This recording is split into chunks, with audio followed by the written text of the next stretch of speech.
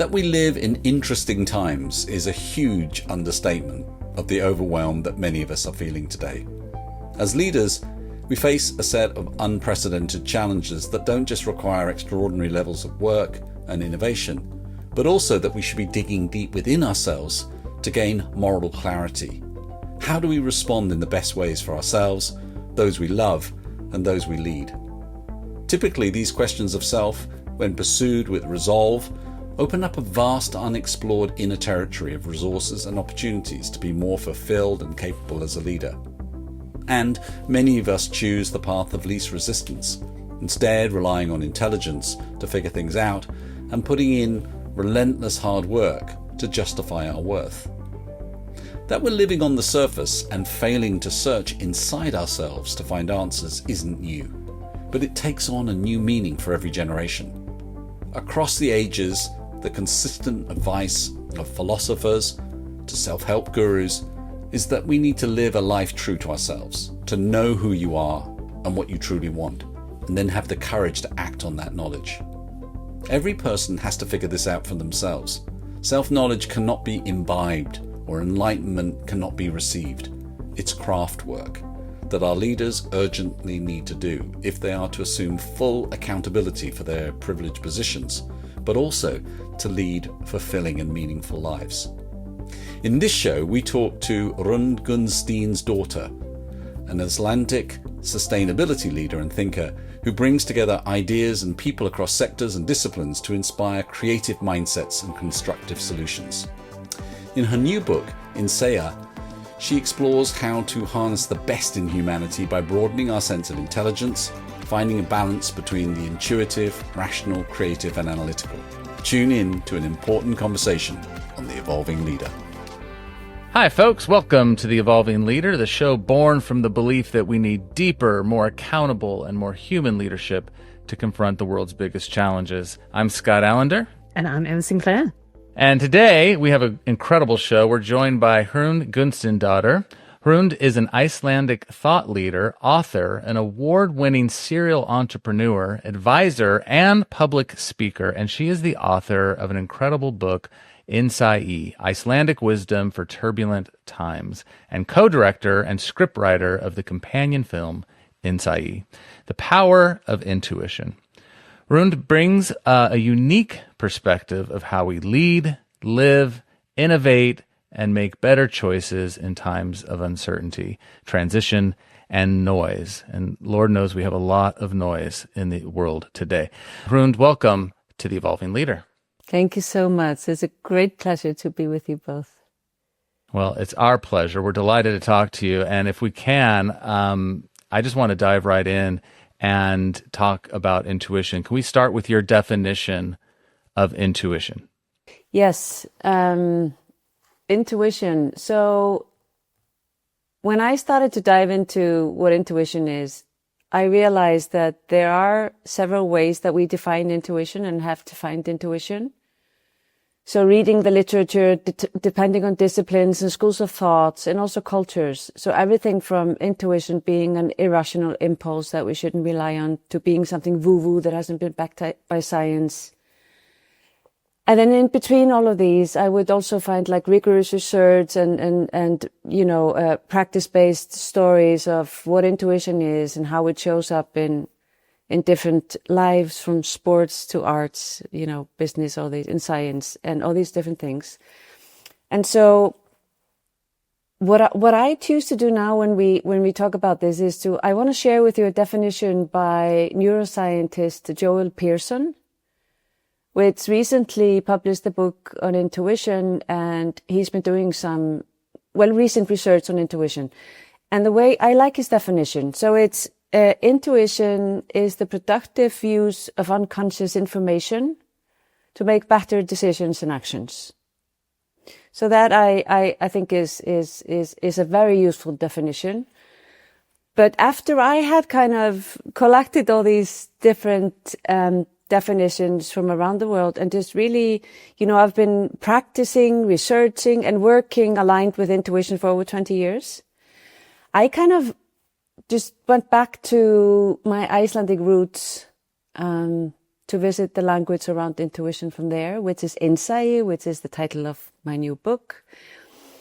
And it just it's like seeing the word for the first time. And so just to give a little bit of context, because this is important, and the listeners will also be familiar with other languages than maybe English. So maybe there's also some interesting stuff coming from there.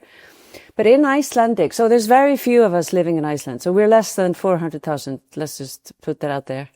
And so we are very protective of our language. There is so much in our story written in our language. And every time there is a new development and we adjust our language to it, there's something new invention or whatever, we don't just take the English word and put an Icelandic accent to it in a way. So Icelandic is very transparent. So we think about like, what does this thing mean?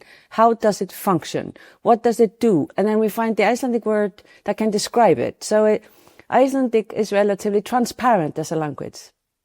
So the man who translated intuition into Icelandic last century created the word InnSæi, which literally means to see within or the sea within.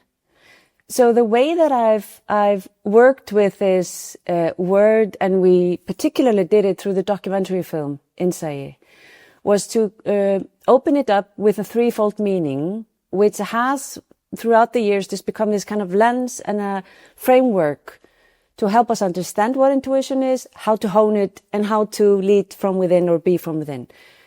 So INSÆi is composed of two words, in and sæi. In means inside or into, sæi means the sea or to see.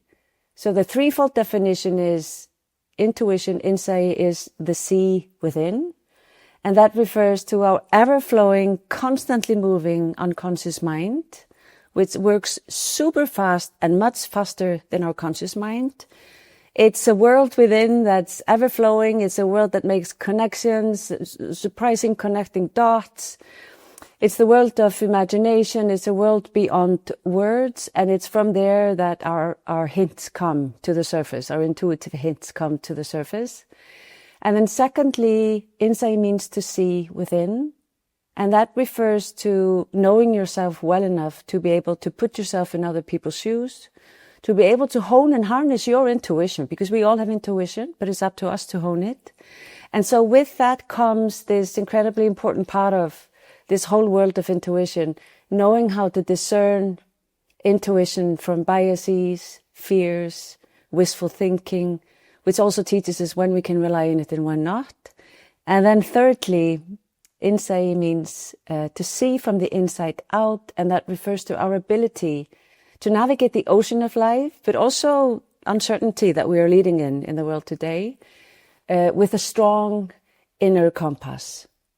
And that is, we can go into that a little bit more later, but that has also to do with, for the leaders listening, a strong inner compass professionally has to do with accumulated experience, knowledge and expertise, which also gives us domain, strong intuition in a certain domain. Do you know now why I gave you the other definition in the beginning? Because like the Icelandic word is such a long narrative around it. It's very poetic. So that's why I also share Joel Pearson's definition, because it's more succinct.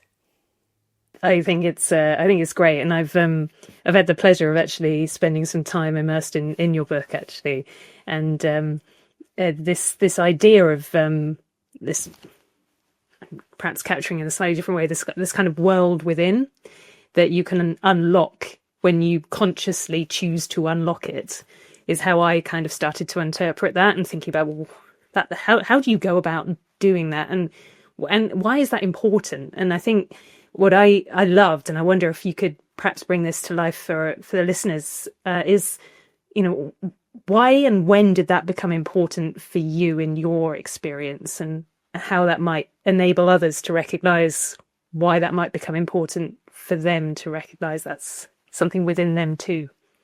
Yeah, thank you for that question. So for me, it all started with, I was in a very demanding job. I was leading one of the UN agencies after the war in Kosovo. it was very intense in the beginning of the century. I was in my late 20s. And I just came to Kosovo. I wanted to give the work all I had. I looked at the destruction around me and you know, the pain and sadness and people that I was working with. And I was in the agency that I worked for, we worked with local people all the time. So I was always immersed in that context and just wanted to give it all I had. And I was too young to know how to set my own boundaries. So I would say, because we mentioned domain specificity earlier, like my intuition was pretty good at work, but personally it was horrible. So I just thought it was a machine. I could work forever and I didn't have to attend to anything that had to do with sleep, food, my own health. I also went on to work for the UN in Geneva. I got a permanent position with the UN. This had been my dream job right after Kosovo. I really wanted to work for the UN for the rest of my life. I came to the Palais des Nations in Geneva, and I just felt like walking into this heavy bureaucracy hierarchy, and just I felt my agency and fuel was just being suffocated by the system around system around system around system, and I felt very disconnected from people on the planet, and I became increasingly disconnected from myself. And within a period of 4 years, I also went through some really difficult times personally, which has to do with your emotional landscape. And I just hit a wall. I didn't know the word burnout at the time. So this is like 22 or 3 years ago. And I just hit a wall. I crashed. And I would look in the mirror and just think like there is no sparkle in my eye anymore. Like, how do I get it back? You know, stuff like that. I was diagnosed with 3 slipped discs, and the doctor said to me, I don't think you have to prepare that you might not ever be able to work full time again. And I was devastated. I was heartbroken. I couldn't tie my own shoelaces because of my back, and just losing hope. And I had to go through that process of healing. And my only way out of this was to turn within. So this is when I start to think about intuition seriously. And it came to me both through kind of these whispers that we get, but also there was a person who kind of came into my life and just was wiser and older and started to talk to me about intuition, taught me how to sleep again. And being the nerd I am, I dived into everything I could read and learn and watch and practice around intuition. And this is kind of what brought me back to me, but also in a different way. It kind of shifted the center of gravity within me, because I was a typical person who was very ambitious. I was thinking about the career ladder. For a while, I was very concerned that there was a gap in my CV because of all this. Like, that was a major concern of mine, which really doesn't matter today.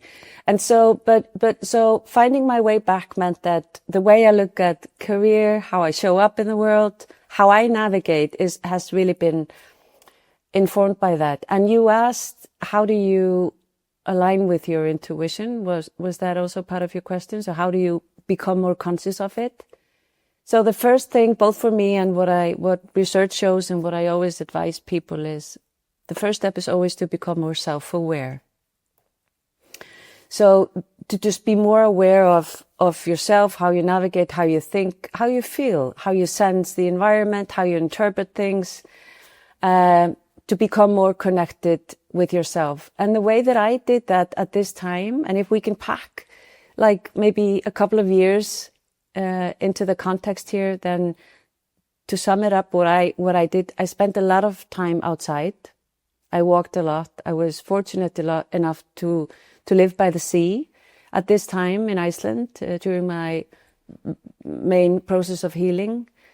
I started to write a lot. So this is when I wrote a play. I started to develop entrepreneurial projects. I wrote poems and short stories. So creative activity is very healing.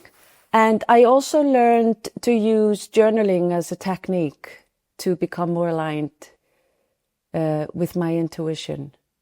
And the thing is with with the world that we live in today, it's so noisy, like we mentioned earlier.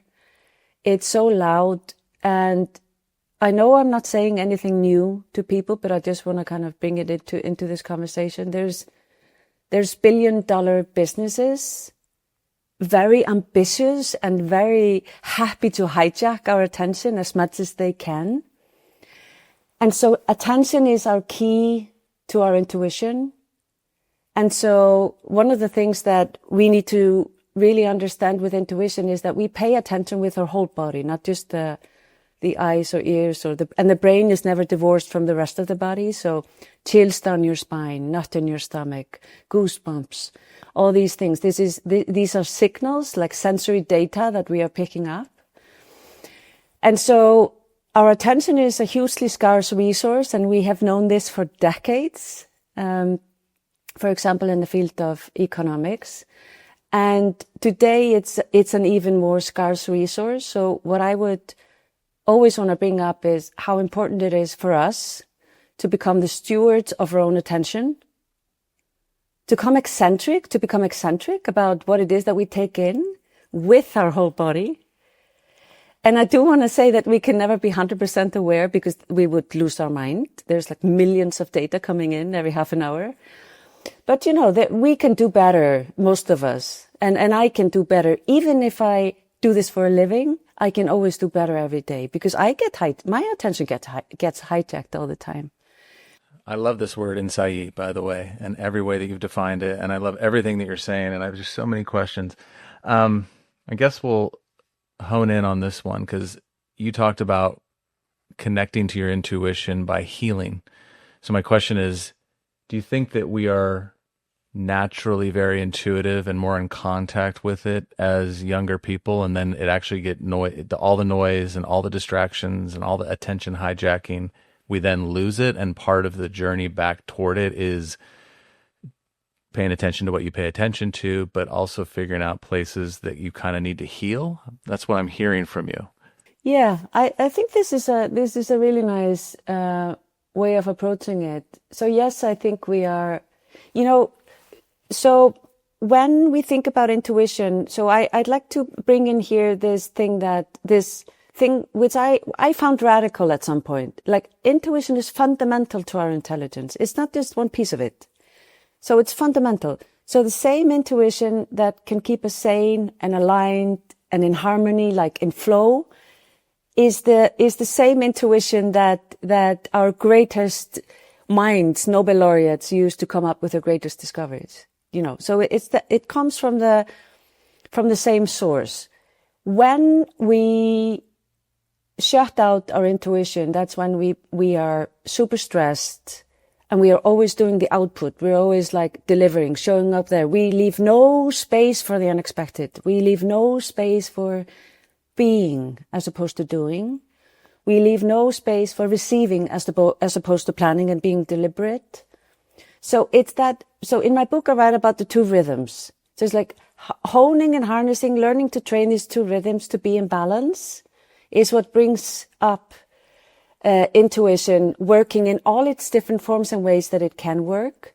But we can't, it's like limping, if you don't do the other rhythm, then you're just going to limp. So you can also be like, if we imagine somebody who just doesn't plan anything, isn't deliberate about anything. So that's kind of flowing around.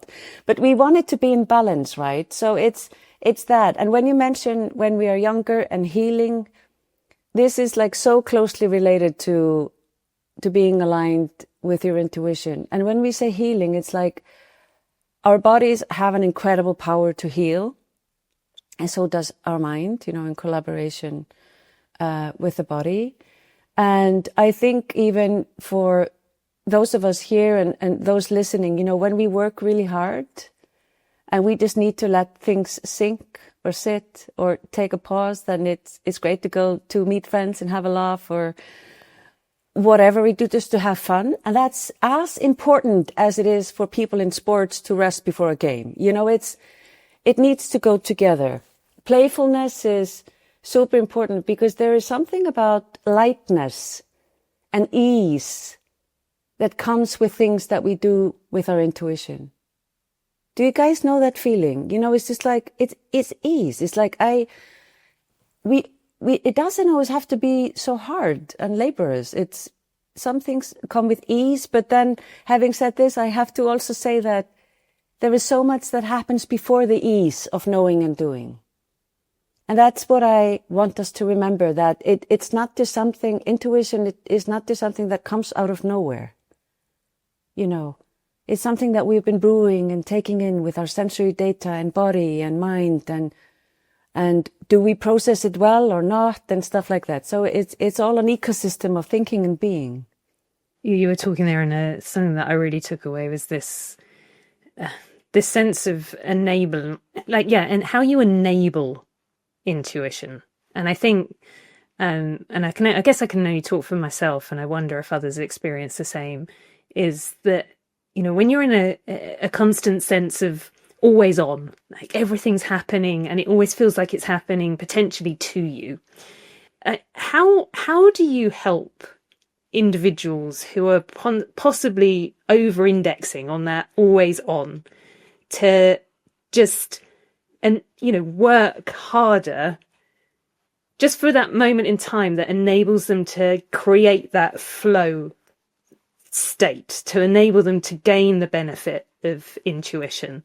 It's a hard question, because I guess you were saying at that beginning point, you have to work hard to find intuition, and once you can gain it and you can sort of build it, it starts to flow the other way for you. Those two rhythms start to balance each other out. But I just wonder how you make that first starting point to recognize its benefits. Yeah, so yes, it's a big question, but it's a very good question. And when you say work hard, I'm glad you brought that up, because I do think that, let's imagine somebody who is really disconnected with their intuition, and they're listening and thinking like, how do we even start to listen? Then I want to say it's not hard. It's not a lot of work. It's more give spaciousness in your mind and in your day to be with yourself. Just start with that. Don't be like always doing and executing and don't burn your candle from both ends. And then sometimes when I work with people, every individual is a universe in their own. So that's how I look at it. So it's very personalized, and people have to find their own words about things and really own their intuition, because we can only be the experts in our own intuition, right? But I really, so people can meditate, they can go for a walk, they can lie down. Some people just need to sleep for 2 weeks. It depends on the state of the person, right? Whenever they can for 2 weeks. Some people meditate, some people draw, some people do sports, different things. But what I always recommend people do, and the people that I work with, is to start journaling. What happens when we start journaling, and there are different ways of journaling, but just to focus on the word journaling, you have a pencil or a pen in your hand. That already activates your whole system differently than if you don't have a pencil or a pen in your hand. And then you write something on a piece of paper. So we have this expression in Icelandic, applying your hand to your hat. It doesn't make any sense in English. But it's almost like if you imagine you put the circulation system of your soul and mind and brain into motion. You start writing, and you start writing in a stream of consciousness so that you can see on a piece of paper all the thoughts and things that are swirling around in your head. Thousands of thoughts per hour or day. I can't remember exactly in this very moment the research that I refer to in my book, 6,000 something words. We can't possibly grasp all of these, but they are swirling around in our head. They're taking up a lot of space. So when we journal them and we put them on a piece of paper and we look at the pages, we start to realize like, wow, do I really spend so much time thinking about this? And then you read the text and you see a sentence, there is a judgment, there is something there, and you wonder, this isn't even my voice. Whose voice is it?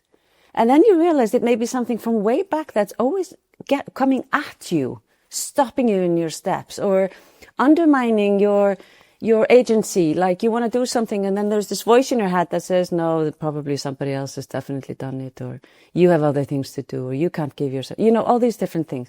And then you also notice that you have these recurring thoughts, ideas that are very constructive for you. So maybe you want to focus more on them and letting other things go. What happens also is that you start to notice that sometimes your intuition comes through in the text.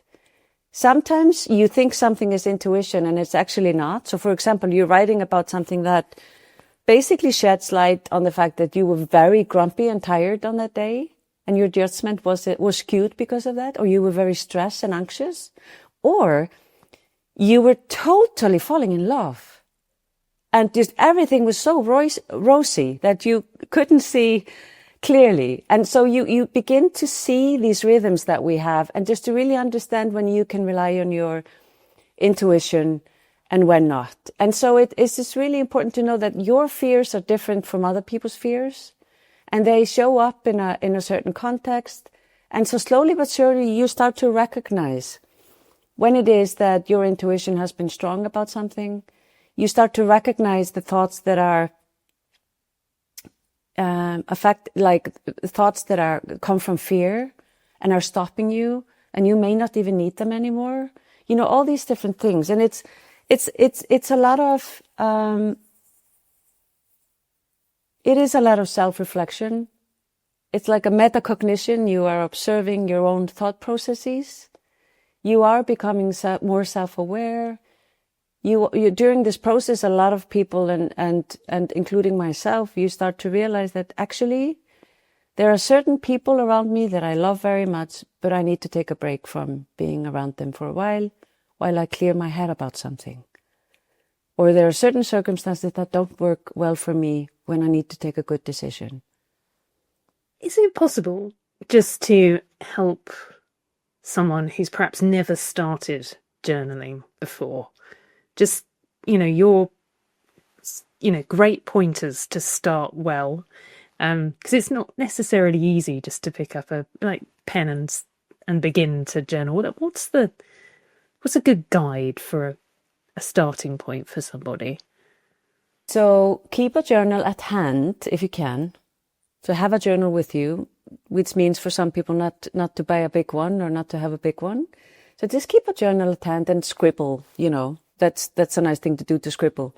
But the practice is the following, and I take this from Julia Cameron, the queen of journaling. Every morning when you wake up, if you can take aside, even if it's just 2 to 5 minutes, and you start journaling in a stream of consciousness, if you don't know what to write, you just write, I don't know what to write. I don't know what to write. I have no idea why I'm doing this. Why am I doing this? Who told me to journal? Whatever comes out.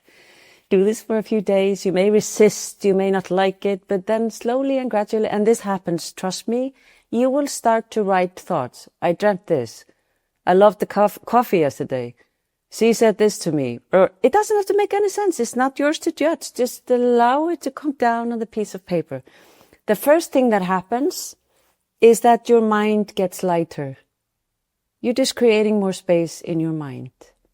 And I think for a lot of people, that's really valuable, right? And then just trust that this is just your journal. Nobody's going to read it. It's just for you. And then I always say, if you can't do it in the morning, then just do it in the evening.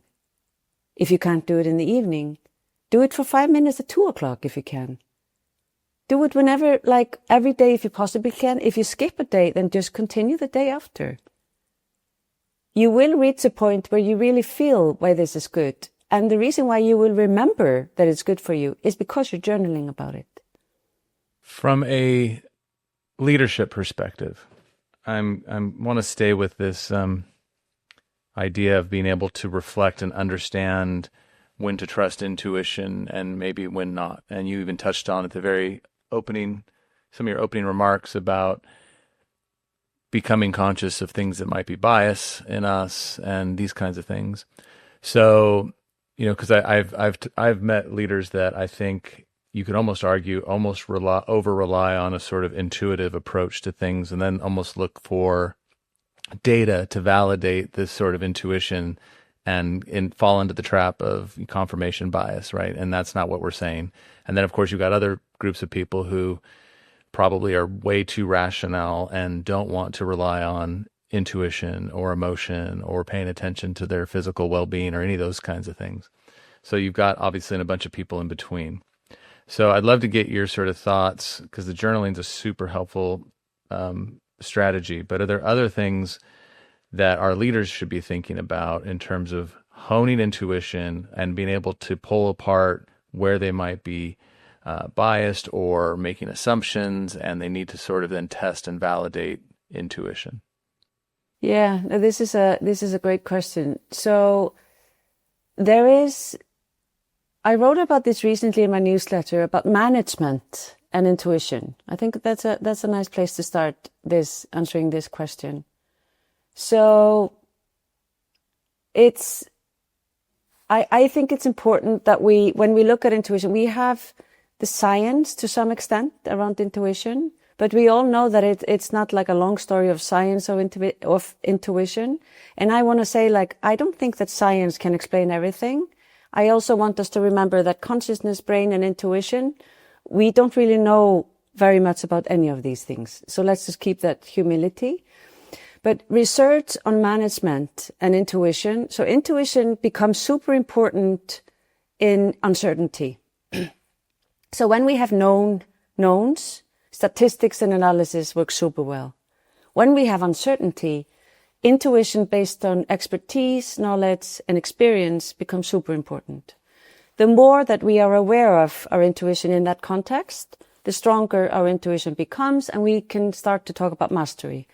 So if you are a leader, a manager, and you have a team, and you want to start to cultivate intuition in decisions and actions in your team and yourself, then the advice that researchers and practitioners would give, including me, is to train yourself with your team to pick up signals, the sensing part of intuition. This is something that a lot of management trained people are very reluctant to do.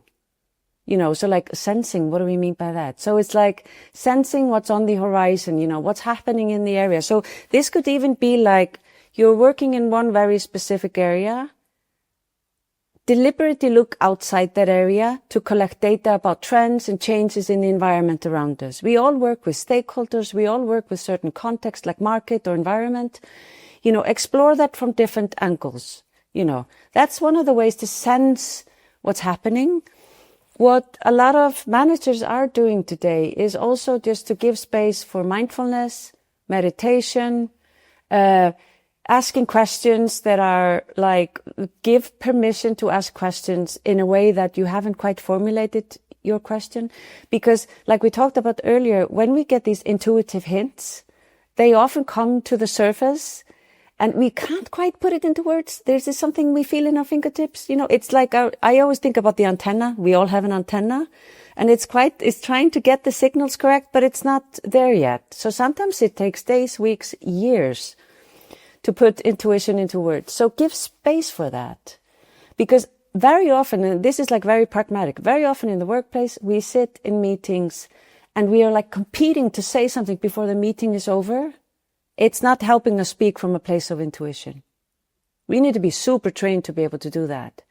And then we also have cases in researches from, for example, you have a board taking difficult decisions. There's a senior member on the board, senior meaning having lots of experience, having tried different things, so experience, expertise, and knowledge about certain situations. And that person says, there's something here that really doesn't sit right with me.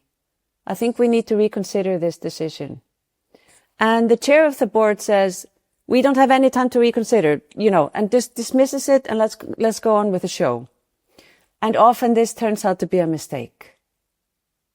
So there is real value in how we sense context and environment. So we are going to want to cultivate that element. And then there are also advices from researchers and lots of good studies that have shown results to the benefit of intuitive judgment, which is doing exercises. Some offices have set up like places, spaces to draw, to do something with their hands, like craft, creativity, just let the mind flow and rest the logical mind.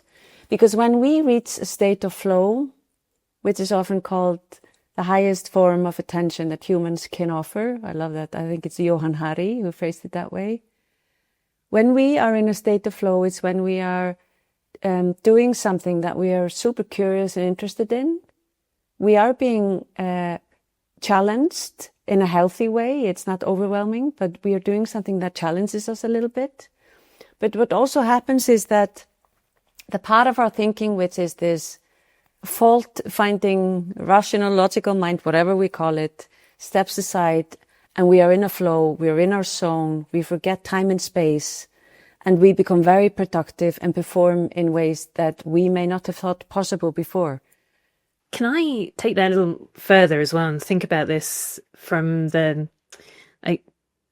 you talked about the environments we create to enable that intuition, that INSÆI to build.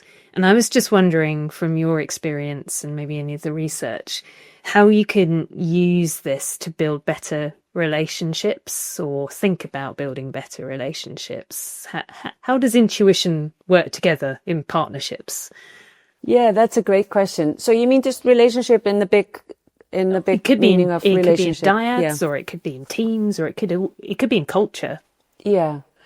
So one way to approach this is to say that when we are disconnected, we're absent in ourselves. It's very hard for us to make connections with other people in the world around us. So that's like the starting point. When people who are aligned with their intuition, they tend to be more present. We can't always be 100% present, but they tend to be present, like they are present in front of you, speaking to you, and you feel that they are listening to you. You feel seen. That's an example when people are aligned with their intuition, because when we are present, we become more aligned with our intuition. We become better listeners, and presence gives us this ability to have a broader view of things. So we are not so tunnel viewed. We are not just waiting to speak as opposed to listening. So we become better listeners. We become more able to engage. We also become more able to read the whole being in front of us. It's not just the word they say, it's how they say it. It's not just the brilliance of something that they've just said in a sentence. It's also just like, where are they coming from? You just read the signals of the whole being in front of you in a different way. And that's very much intuition. So it's both reading the physical language, the energy. We co-regulate as a species. So from a perspective of neuroscience, we co-regulate, like we are in the same room and I can be totally absent, very stressed. You will feel it. If we spend hours together, our hearts can start to beat to the same rhythm. Our breathing can also start to be more shallow. If our breathing becomes more shallow, then we start to think differently because we have less oxygen and we produce more cortisol, which is the stress hormone, and all these things. So we are co-regulating in this way. So it's important that when people are aligned and they are present, then they are more able to bring out a better version of the other persons as well. So it really matters. If we're disconnected from ourselves, it's hard to build relationships. And we all know this so in my coaching, just this week, I've had a few sessions where people are explaining they are at work. And this is going to be very common also for the listeners and the leaders. People are sharing stories of they are trying, they want to be seen at work. Their boss isn't listening. They are standing there, but they can tell that their eyes are moving. They're looking at something else. They're just always waiting to go somewhere else.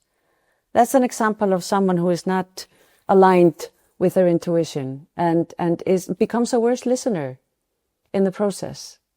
And also, because you say relationships, so this also comes up a lot. Parents, they will say, I have a very good intuition about my children, but I don't know if I have good intuition about anything else. So domain-specific intuition at work, you can build that up, and sometimes it's about turning on the switch and really seeing how you're navigating with intuition. But the reason why we have good intuition about our children is because we observe them. So observe, you're speaking to people, you're observing a context and environment. This also enables you to build up a stronger intuition about something. You start to notice when something's off. You start to notice when things could be done better. You start to ask really like good questions, and that's another thing about intuition and relationships. You know, building a culture around intuition and more intuitive sensing is also about asking good questions. We don't always have to have the answers, right? I took a sentence, if you don't mind, out of your book, and it led to a question. Because you have a wonderful phrase in here that says, our brains wire to the world around us, and it matters if we experience it remotely, and whether it's abstract and disconnected ways, or if we immerse ourselves in the world and live within it.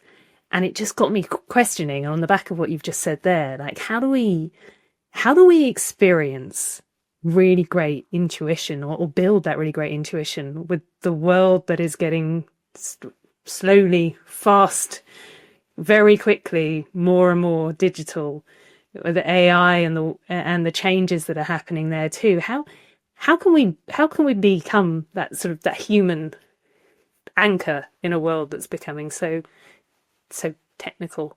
Yeah, no, that's a really great question. So there's something about being connected with the real world, with the living world. That's one thing. You know, the anxious generation, Jonathan Haidt in the States, and then smartphone-free childhood in the UK, I think it's called. You know, all the conversation around that is about, you know, we are being overprotective over our kids when it comes to the real world. You know, the fresh air and the natural world and the pavement and the neighborhood. But we are too little protective over them in the virtual world. So it's that distinction. So being mindful of just being part of the living world and the information that we take in and consume. If we go back to the attention and we pay attention with our whole body, when we consume information like virtual, digital information all the time, and they are fragmented, we start to experience things as being we forget the context of things. And I think that the biggest mentor always is nature. And it's not just because I'm from Iceland, you know, because it's a very rich natural land, you know, but it's also, research shows just how nature opens up, our energies and can reduce anxiety and stress, can fuel our ability to connect with others and have conversations, and taking a meeting, walking and talking with somebody. It's great. And people are doing it more and more. I hear that around me. So there's this thing about being connected with the world. And can I take a story of a leader just to give this more kind of a professional context? Holistic professional context. So in my book, I interview a few great people. One of them is Henrik Sala. He is an ocean explorer with the National Geographic, and David Attenborough just premiered their documentary Ocean, which is very much about Henrik Sala's work in the world. So Henrik Sala grew up in Spain. He was very passionate about the ocean. He was very inspired by ocean explorers like Jacques Cousteau, and he wanted just to dedicate his life and work to the ocean. So he goes on to study, and then he goes to university, and then he becomes a university professor in marine biology. He's a university professor in Spain for 7 years until he wakes up one day thinking, listen, I'm just writing the obituary of the ocean. I'm so disconnected from it, and the ocean is withering away, and it feels like I'm doing nothing about it. So he decides to leave his position as a professor at the university, and he decides that he wants to spend most of his time immersed in the ocean to deepen his intuition about what's wrong with it and how to bring it back. So that is literally what Henrik Sala has been doing. So in the last years, he's been sailing and around the world's oceans, diving in the oceans with scientists, filmmakers, and analysts to document the state of the ocean, to share footage from it. And they have created these, I think, 27 protective areas in the ocean that equal the size, that is twice the size of India, in order to bring the ocean back. And what Henrik says when he's explaining this, he's like, I'm a scientist, but I need to immerse myself in the ocean with his whole body and being in order to build this intuition about what's wrong with it. And so what that implies are so many things. So picking up information, really sensing, but also rationally understanding what's happening and being like a living part of the context that you are dealing with. The more that we are locked away from the real world around us, the less I think we are able to really understand how everything is interconnected.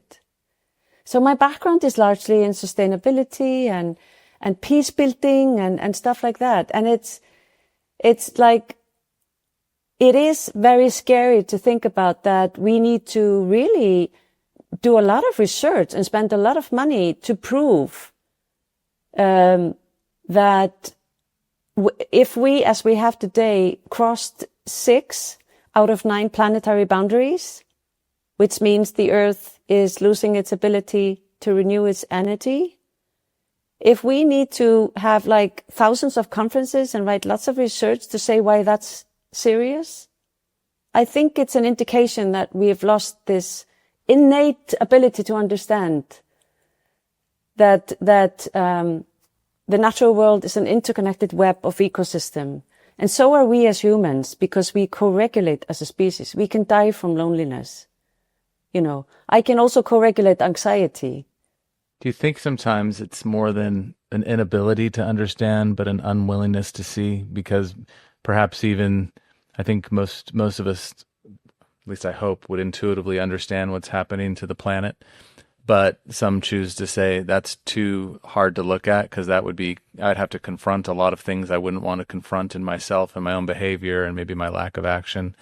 And do you find even in other areas perhaps that there's a willful dissonance between intuition and understanding, meaning that I want to see the world a certain way. I have like this ideological frame that I want to hold to.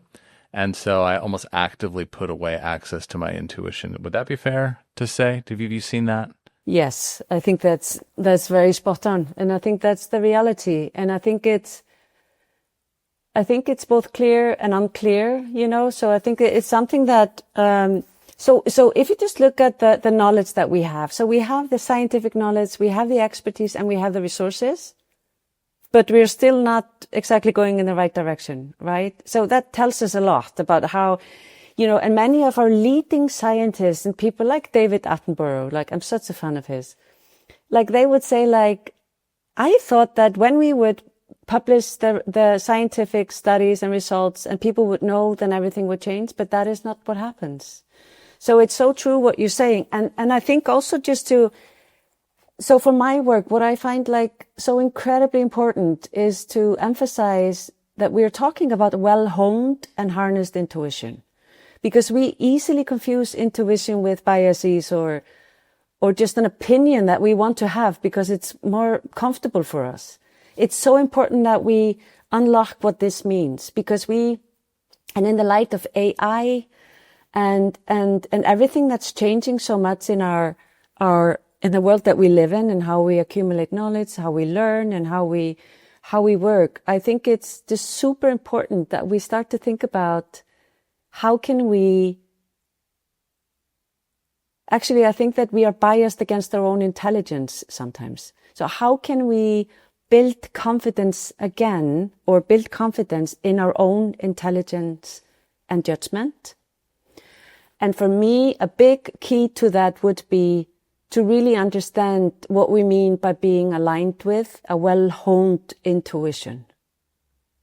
Because, you know, when I started to speak openly about intuition. Like, it's only in very recent years where a scientist said this a while ago. She said there has been an ice age in the world of science when it comes to spiritualism and intuition, but now that ice is thawing.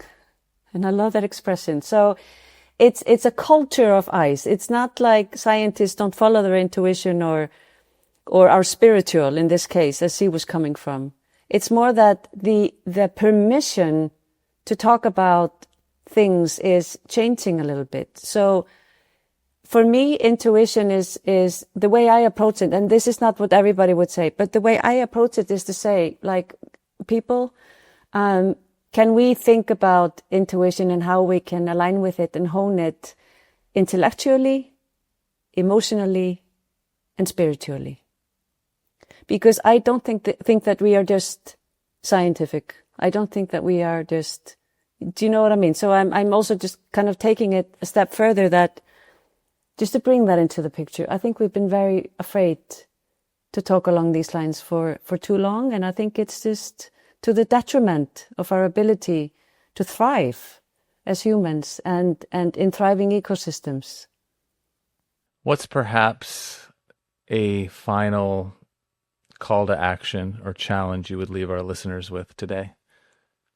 Oh, that's great. So maybe just for those who are not used to trying to hone their intuition, I would leave people with 2 questions. And if you feel like it, buy a journal or take out your old journal that you have. I won't give up on that point. Write down the following 2 questions and answer them. Maybe just once, maybe once a week, depending on how you feel.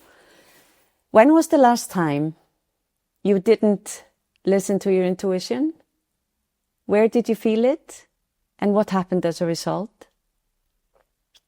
I'm quite sure everybody has their own story of that. And that will already expose lots of things. The second question is, when was the last time you did listen to your intuition? Where did you feel it? How did you feel it? And what happened as a result? That's great. I'm going to be answering those questions. Good. Hrund, thank you so much for sharing some of your wisdom with us. I feel inspired by this conversation. And I've got a lot of takeaways. And so it's the conversation I needed to have today. So thank you for joining us. Thank you for having me. I'm honored. It's been great speaking with both of you. All right, folks, until next time, remember, the world is evolving. Are you?